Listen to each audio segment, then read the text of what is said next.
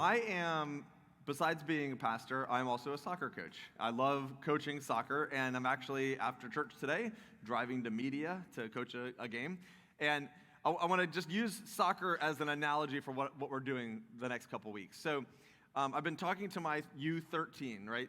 These are like 6th and 7th graders, my U13 team, trying to get them to understand some more strategy about the game, okay? So we're talking about things like, how do we get the ball from our defense to our offense? It's very important in all sports that you figure out how to do that. But we don't know, other than kicking it as hard as we can, which I've told them they're not allowed to do. So then it's like, okay, we have to figure this out.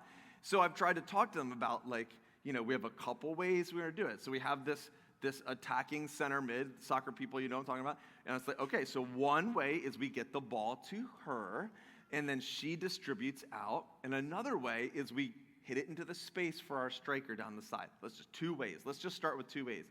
And they get it, like they understand it, and we run drills about it. And then when we get into the game, it all falls apart. And they forget everything we've talked about.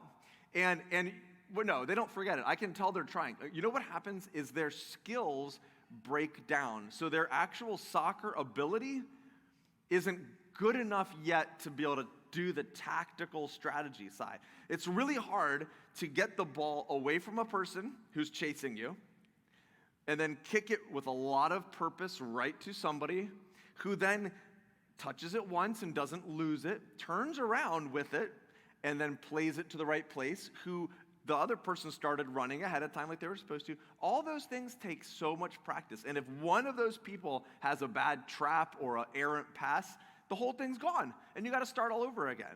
It's like watching the Sixers in the last 2 games, right? It's like you watch the Sixers and you're like, somewhere along the line, they forgot how to shoot, pass, dribble, and all things basketball, especially defense, right? So you can't succeed if you don't do the little things. And so what we do in practice, every day that I have practice, I do a half an hour of one of the basics. We dribble, or we pass, or we trap. And it's got to be, as a player, it's got to be so boring. Like, guess what we're doing today? But I also feel like, yeah, we'll stop doing this when you're amazing at it, and you're not. So now we're going to dribble. We're going to dribble forwards, and we're going to turn around, and we're going to dribble, and we'll add all these things. I make it fun, but we have to practice the stuff that's going to make the game actually come to them and be more exciting. It's really frustrating. Have you ever been bad at a sport? I don't know what that's like personally, but I've heard about it. No, I've played golf. I've been bad at a sport before. Have you ever tried to play a sport you're bad at? And it's just like, mentally, I understand the concept, but I can't make this happen.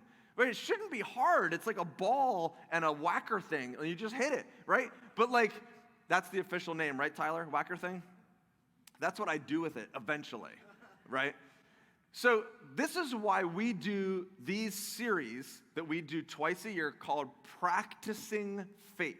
All right, there's this little logo in the bottom that we have right there, Practicing Faith. We do this because we don't want to just say, here, let's be Christians in the world. Let's be followers of Jesus, and never, as a community, practice what it means.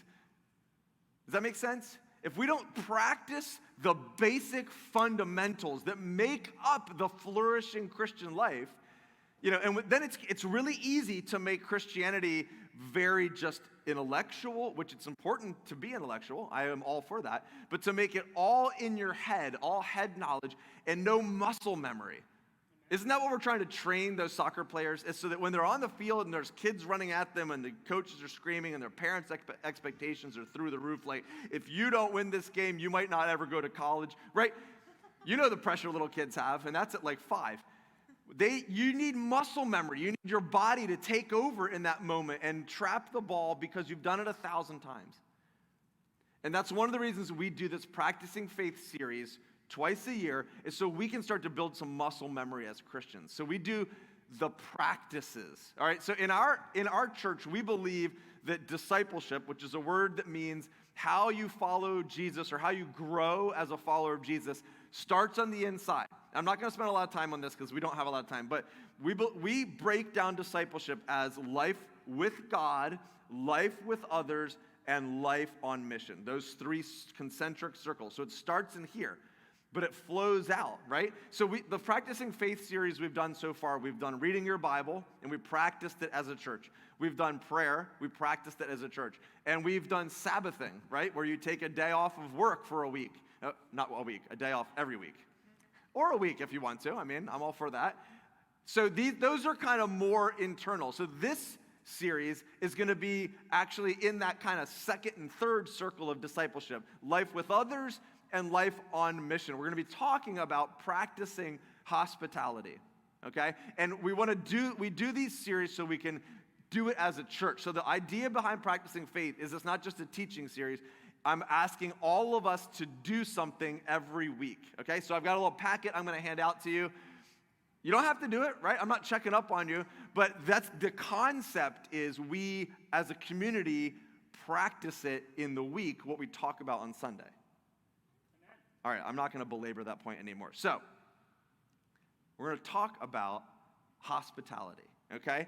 And what I want to ask is a very simple question. How do you invite people to follow Jesus along with us in a post-Christian culture? Can we all agree we're in a post-Christian culture? Okay, thanks, good.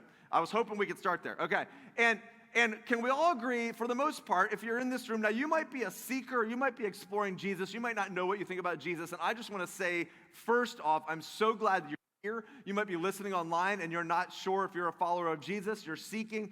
I'm so glad you're here. City Light is a good place for you. The rest of us here, we at some point have decided that Jesus has changed our lives, that we have met someone who changed everything, who made sense of everything, who rescued us from our own sin and brokenness. And we long to share that truth with other people.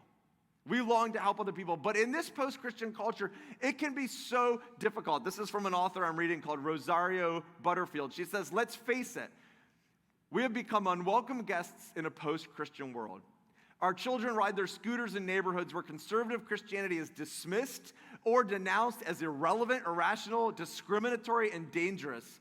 Many of us go to work in places where sensitivity training has become an Orwellian nightmare. Christian common sense is declared hate speech by the new keepers of this culture. The old rules don't apply anymore. And many Christians, see if this makes sense to you, genuinely do not know what to say to their unbelieving neighbors. Have you ever felt that? The language and the logic have changed almost overnight. What worked 20 years ago doesn't work anymore. I used to just go out on Main Street and just walk up to people and say, let's talk about God. And actually that worked. I used to have conversations with people, tell me what you believe. But now, even the basic Christian tenets are kind of seen as irrelevant at best, dangerous at worst. And so what are we going to do to reach people? Like there's this word that it's almost become a dirty word in millennials, like the millennial generation. It's this word called evangelism. And it sounds a lot like evangelical, which also has gotten a really, really bad rap in our culture right now, right? There's even this thing called being an ex-evangelical. It's like trending. You should not look it up, maybe. Okay. But evangelism is sharing the faith with other people. And it's got a bad rap, and it's got a bad rap for some good reasons, okay? But let's be honest. Jesus did a lot of evangelism. Evangelism it comes from what's the word? There's a Greek word in there that means good news, okay? It's sharing the good news. Jesus preached the kingdom of God over and over and over again. He was an evangelist. In fact, John the Baptist came before him. He was called the evangelist, right? Evangelism in and of itself isn't a dirty word. It's not a bad thing, but we've polluted it in some ways, as we do with all things. But the whole concept of sharing faith with people who don't know Jesus, that is central to what it means to be a believer. We're called very simply by Jesus, as you ascended into heaven, to go forth and make disciples of all nations. Disciples are disciple makers. You know when you're a true follower of Jesus when you begin to help other people follow Jesus. The whole individualistic spirituality is a lie that we've perpetuated in America, that you should just be a Christian and, huddle up and your faith is yours and don't bother other people. You believe what you believe, I believe what. No.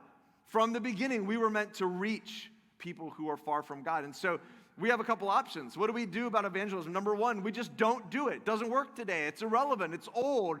I don't want to be seen as one of those people. Number two, we edit the way of Jesus. We make it more palatable. We change the scripture so that it makes more sense to our current culture, which isn't actually calling people to the authentic faith of Jesus.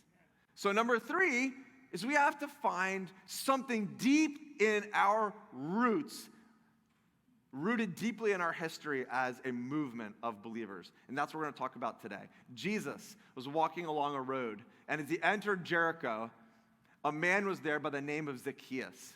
He was a chief tax collector, and he was wealthy. He wanted to see who Jesus was, but because he was short, he could not see over the crowd. So he ran ahead and climbed a sycamore fig tree to see him, since Jesus was coming that way. So I know some of you know this, but it bears repeating. Zacchaeus was a tax collector, and so everyone who was witnessing what was about to happen would have known that this guy was the worst of the worst. Romans employed Jews to collect the tax from the Jews. And so imagine if the tax was 50%. You're a fisherman, or you're a farmer, or whatever, you bring your catch, and you have to give 50% to Rome, and the tax collector gets to add whatever they want. So let's say they say, I want 30% more. So you worked all week, you got all these fish, and then you give 80% to this guy who's in your community, and you know he's ripping you off, and you get mad at him, and you confront him, but these Roman centurions enforce whatever number he wants. And he is living lavishly, and is so much money, and you are barely scraping by. That's Zacchaeus. So Jesus does this. When Jesus reached the spot, he looked up and he said, hey, Zacchaeus, come down here immediately. Okay, Zacchaeus, come down here immediately. Everyone in the crowd was like, yes, Zacchaeus is going to get his. Finally, somebody who doesn't seem to care what Rome thinks, right, is going to just call him out. And he says, I must stay at your house today. Feel how silent that is? That's what it would have been like.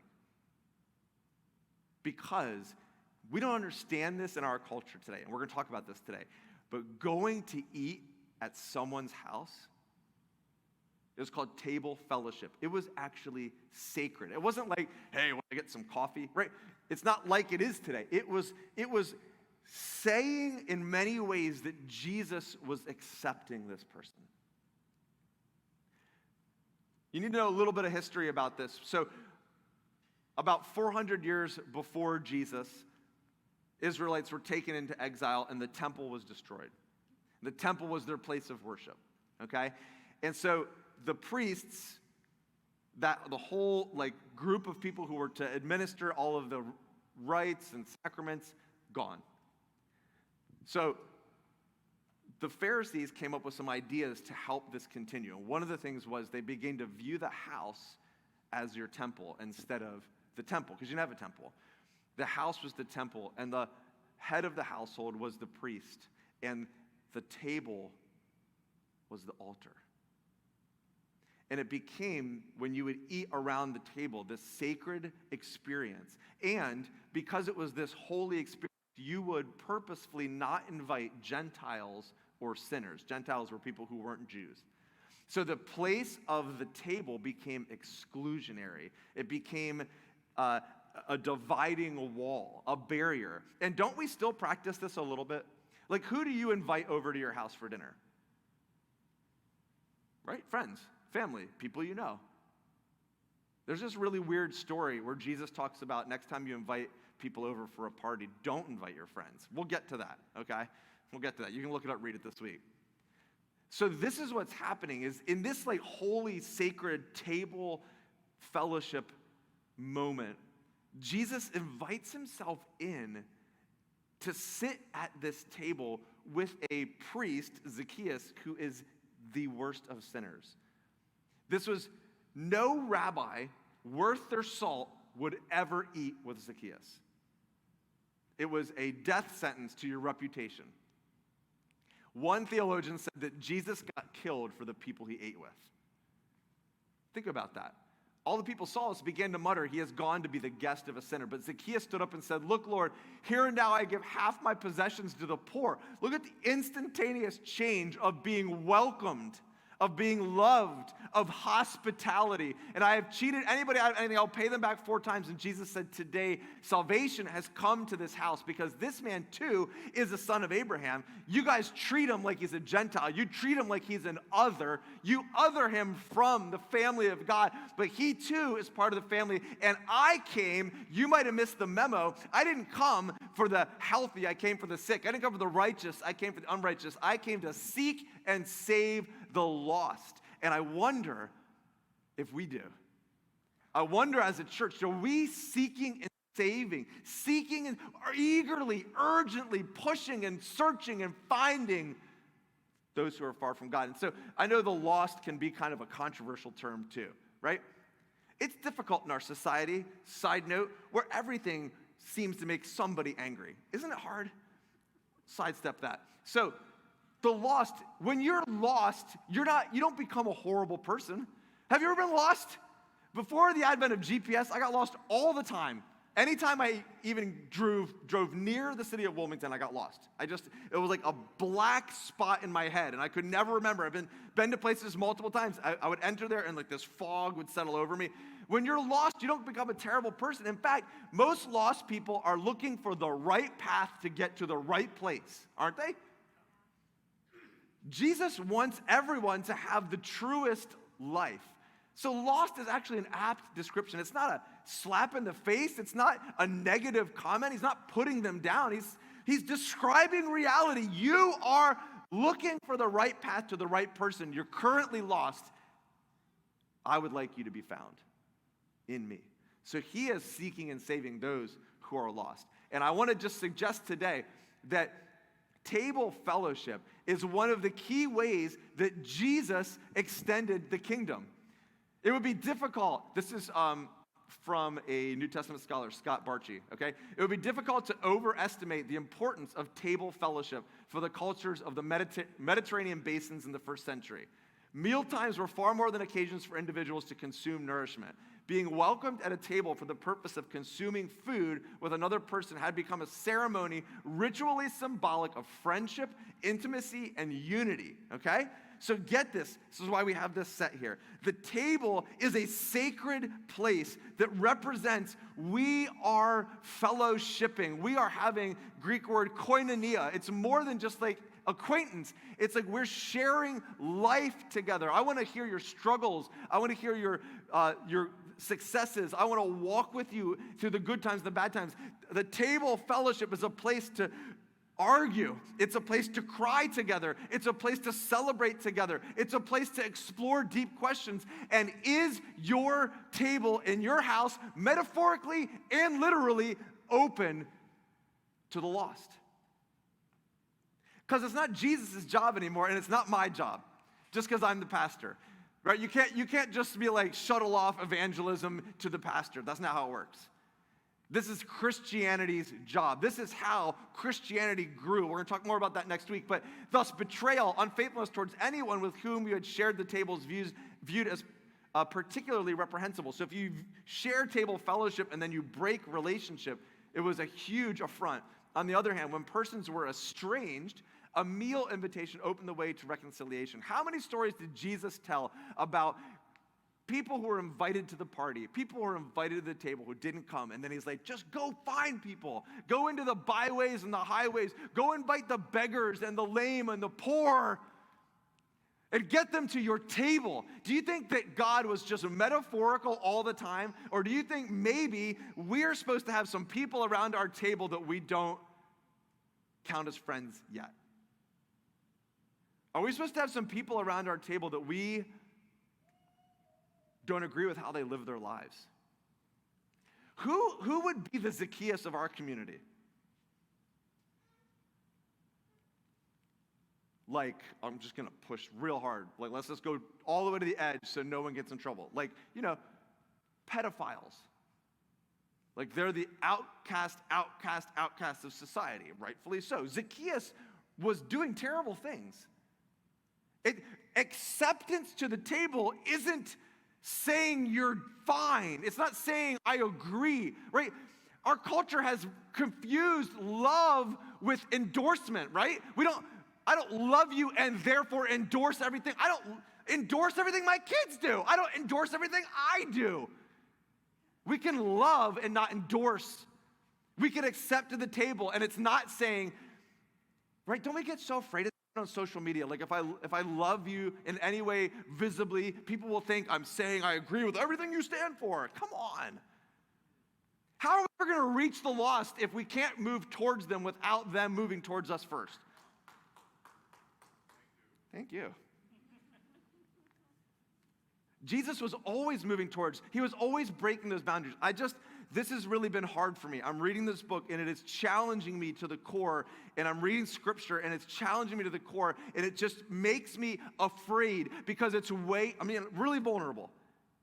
I would much rather just have my family around my table. I love my family. It feels good. It scares me to open my life up to people I don't understand, people I disagree with, people I might not know what they might say or do.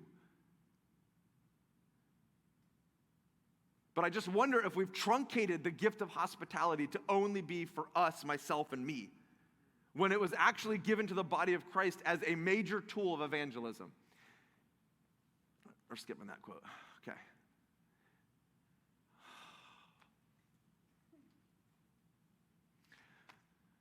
All right.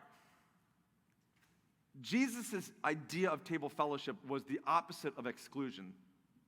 It was all about inclusion. And I have to just read you another verse. We're probably going over, okay? So just, cancel your lunch plans. Invite people to your lunch plans, but just back it up a little bit, okay? This is another story about Jesus and food. By the way, read the Gospels thinking about eating and drinking, and you'll be blown away. Look, I'll show you. No, I can't. I'll show you at the end. All right. When one of the Pharisees invited Jesus to have dinner with him, so now where's he going? Now he's going to a religious person's house. The Pharisee's house, and reclined at the table, a woman in that town who lived a sinful life, probably a sex worker, okay? That's what's kind of code for that, okay? So this is, think about that. Or just be real. When's the last time I invited a prostitute over to our house for dinner?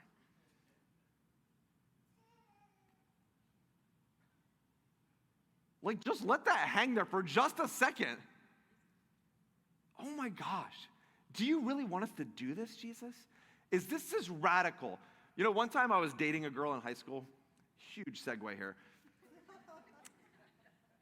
I was dating a girl in high school, and she broke up with me because I was too radical for Jesus. And I walked out of that conversation thinking, all right, I'm finally doing something right. Okay.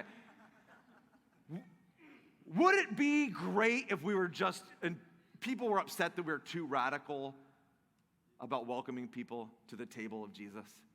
You're just too radical. A woman in that town who lived a sinful life learned that Jesus was eating at the Pharisee's house, so she came there with an alabaster jar of perfume. And as she stood behind him at his feet weeping, if that doesn't make sense, in that time people reclined at tables, so they laid with their head towards the table on their side, feet out the back. By the way, if you want to see what it looks like, watch The Chosen. Okay. As she stood behind him, her feet weeping, she began to wet his feet with her tears, and then she wiped them with her hair and kissed them and poured perfume on them. Who thinks that's awkward? Hands up high, that's awkward.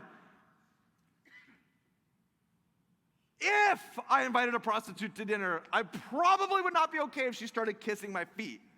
I'm just saying, it is different cultural, and we'll get to it, but there's a lot going on here, and Jesus is like, he is just messing with these people so hardcore.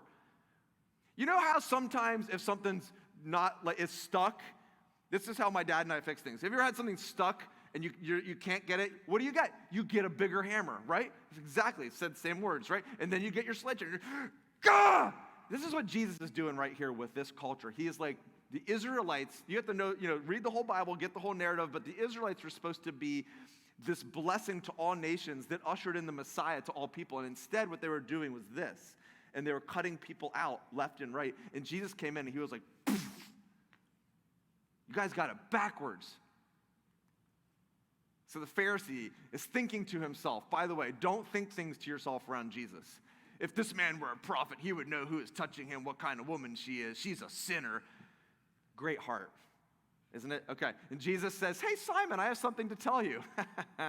Tell me, teacher. He's hoping it's going to be a compliment. Let me tell you a story, which is Jesus' way. 2 people owed money to a certain moneylender. One owed him 500 denarii. A denarii is like a day's wages. So think about that. That's like close to 2 years worth of salary.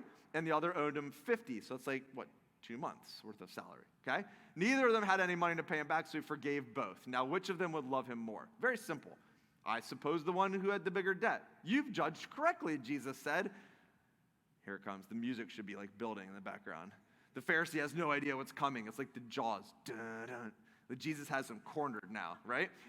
Then he turned towards the woman. He said, hey, Simon, you see this woman? As if Simon hadn't been looking at her the whole time, judging her and judging Jesus. I came into your house. You did not give me any water for my feet. This is interesting. That was a huge social affront to not give Jesus water for his feet. So already the Pharisee, as Jesus walks in his house, is establishing some sort of weird dominance.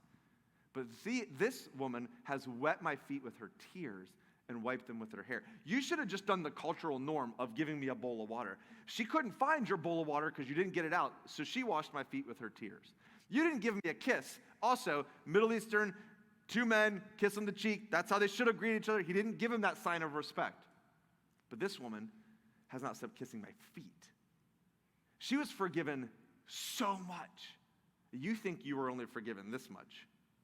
You didn't even put oil on my head, which again would have been a courtesy, a sign of good hospitality. But she poured perfume way more expensive than oil all over his feet, not his head, just because she couldn't presume to pour the oil on his head. She was so broken. The only part of him that I can touch is the least. I will be at his feet. Therefore, I tell you, her sins have been forgiven. And he just takes the knife and goes, because you're not allowed to forgive sins unless you're God, right? That's her grace has shown. But whoever has forgiven little loves little. That's you, Simon. Jesus turned to her. Can you imagine this? Look at just like locks eyes with her, right? And he says this to you and me too, doesn't he? We're groveling at his feet, just bringing out everything we can, right? Tears, perfume, hair. And he just looks at her and he says, your sins are forgiven. Her life was changed forever in that moment. That is hospitality. What's really funny about this story is in Middle Eastern culture, in oral tradition, a lot of this would have been said, right? The whole Bible would have been said out loud many times. And irony was a really powerful literary tool that was like humor for their culture. And the deep irony here is that she is the host and that Simon is the villain. The sex worker is the one who shows hospitality to Jesus. And the teacher of the law is the sinner. He flips the script. There's so much going on. Jesus turns to the woman and says, your faith has saved you. Go in peace. This is the kind of hospitality that can change people's lives, that can turn people from a way of life that is lost to being found by their Savior. Okay, those are all the examples of food. Hospitality in the Greek is love of the stranger, the outsider, or the guest. It's not, and I want it to be, but it's not love of your family. I mean, I kind of feel like hospitality to your family is like God's like, duh. You know? Right? Like, yes, I'm not excluding that. But that's not really what hospitality is. Hospitality is love of philo, love, xenion. That's where we get like xenophobia, right? Fear of strangers, right? Or fear of foreigners. This is the love of the other. Man, does that rile anybody up? Does that make you uncomfortable? Does that make you nervous? Like, what if you were like, okay, I'm going to take the Bible seriously on this topic? What would that mean for your life? What would have to change around your table? Like, what if the Bible actually commanded us to do it? I don't know, say in Romans 12, Share with the Lord's people who are in need and practice hospitality. Do it. 1 Peter, above all, love each other because love covers a multitude of sins. Sound familiar? How are we going to do this? We're going to offer hospitality to one another. Hebrews 12, keep on loving one another. Do not forget to show hospitality to who? Strangers. Actually, did you know this? That in 2 of the lists for what it takes to be elders in the church, so it'll list things like doesn't get drunk, knows the word of God, can teach, shows hospitality. You know, we have all these scandals, right, where these like celebrity pastors, can you imagine like a celebrity pastor scandal being like, guess what? It was just uncovered. He wasn't hospitable. He's been shamefully taken from his post. Right? It's in the list. It's just as important. We're commanded to offer hospitality. This is back to this author. She has a great story. You might hear more of this story next week. But radically ordinary hospitality is like her thing. So the key term that she keeps using in her book. Those who live it see strangers as neighbors. Listen to this definition of hospitality. And neighbors as family of God. They recoil at reducing a person to a category or a label. Well, you are this, and I'm this, so we can't share table fellowship. They see God's image reflected in the eyes of every human being on earth. Those who live out radically ordinary hospitality see their homes, catch this. Now listen, this is for everybody, whether you own a home, or you rent a home, or you rent an apartment, or you have roommates. Everybody can find ways to show hospitality, okay? They see their homes or their apartments or whatever, their money, not as theirs, but as God's gift to use for the furtherance of the kingdom. I like to tell stories about how Mandy and I do things wrong. Here's one thing I think we've done right. When we buy a house, we pray together. And we say, like,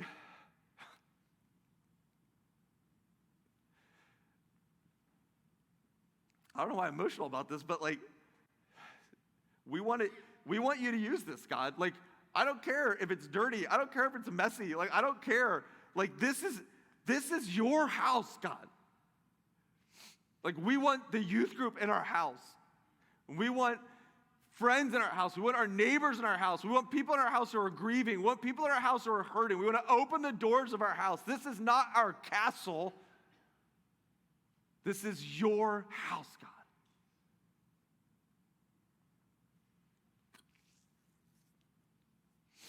Mostly Mandy, let's be honest. This is mostly Mandy. I just come along for the ride. They open doors. They seek out the underprivileged. They know that the gospel comes with a house key. Oh my goodness. Okay. Yeah, I way over-prepared for this teaching. What if hospitality is the main way that we could join Jesus in his quest to seek and save the lost?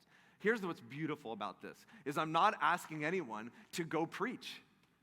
You don't have to get a track, and you don't have to memorize the Romans road. Like, people might not even know what those things are, but you don't have to learn, okay? You don't have to go convince. You don't have to be a Jesus salesperson. It's not like you're trying to do, have you ever been invited to someone's house, and then while you're in the house, they start selling you stuff, and you're like, wait a second, I thought we were friends.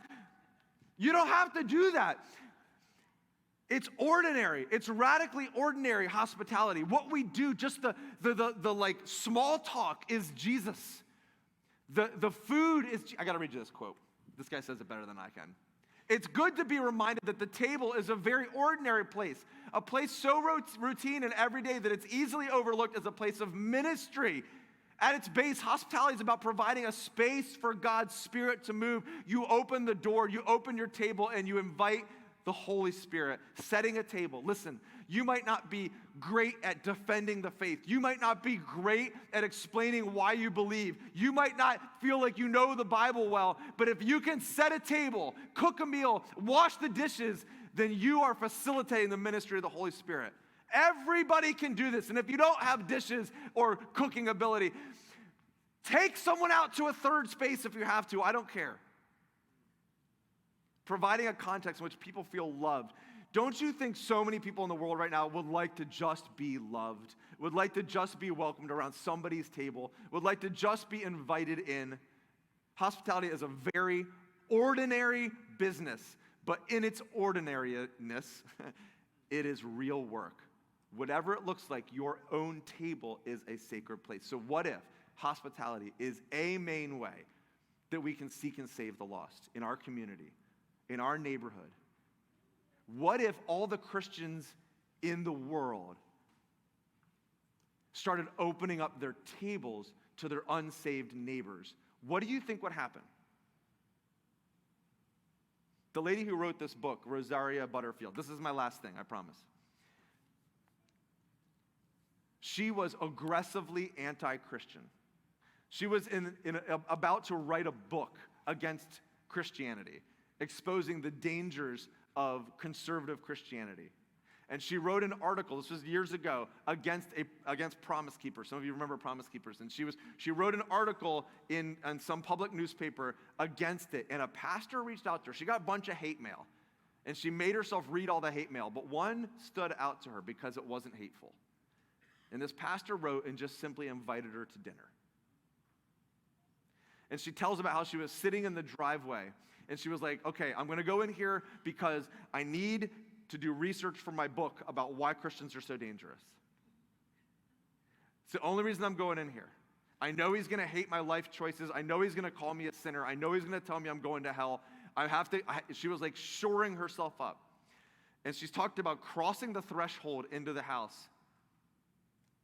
And in that moment, her life began to change. And she spent 2 years going back to that house. And all they did was open their table to her and to other people. And they literally said to her in the first dinner, we don't necessarily agree with everything that you do with your life, but we love you. And they sat around this table and they ate and they talked. And over the years, they cried and they shared. And she watched other people come in. And she watched just random people eating dinner at this people's table. And she has fallen in love with Jesus. And her life is ministry now because one person invited her in. I just wonder who that could be in your life. Like, who could it be in your life that just needs an invitation around your table? And listen, if you're like hardcore introvert, or you've got like I know we all have stuff, right? Maybe kids with special needs, and it's like bringing someone into the house. Maybe that would, okay, creatively talk to Jesus about how you can do this. How can you practice this? Maybe you can just take your friend out on a regular basis and sit around some other table with food. I mean, it's not quite the same, but it's closer. Get out there. So here's the thing. I'm going to give you this 3-week guide to practicing hospitality. All it is several challenges. You don't have to do them all. In fact, I would encourage you to do 2 of them. I think there's 5. Just do 2 in the next month. The first one, and this is the one I hope we try, is to share a meal with somebody who doesn't know Jesus. I want you to just consider what it would look like. Either in your house, or take them out to dinner, take them out to lunch. I don't like challenging people to do things that I'm not willing to do. So this week, I invited one of my friends who doesn't know Jesus out to lunch. And this particular friend refuses to ever let me pay. But in order for me to be hospitable, I had to pay. So I had to work some serious magic, covert magic with the waiter to pay for his meal. But we had a 2-hour conversation, and the Holy Spirit was there, guys. I just want to challenge you. So read through this when you can. I'm not going to say I'm sorry. We don't normally go over, so if you're new here today, we try to honor your time by ending on time. And we normally also end with a song. But we had a lot going on today, and I didn't want to cut this short. So make sure you have your thing. Could we stand together and end with a word of prayer? Those of you who are headed to the emotionally healthy spirituality class, like, hustle. Because I don't want to infringe on what Christine's got going on in there. So, like, do your thing. Jesus, would you inspire us to live a life like you, God? God, you have welcomed us around your table. You have welcomed us into your family. And we can never, ever, ever repay it. We can literally never repay it. We are the woman at your feet. We are broken and just crying on your feet. And God, you have looked into our eyes and you have welcomed us and offered us hospitality. Would you inspire us to do the same?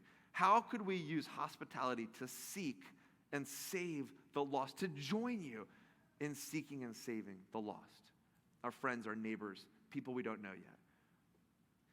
I just want to pray one more thing. I just pray against all condemnation or guilt or sense of responding out of religious obligation. We just say no to all that. Jesus, let this be an overflow of your love and your Holy Spirit only. Thank you, God. Amen.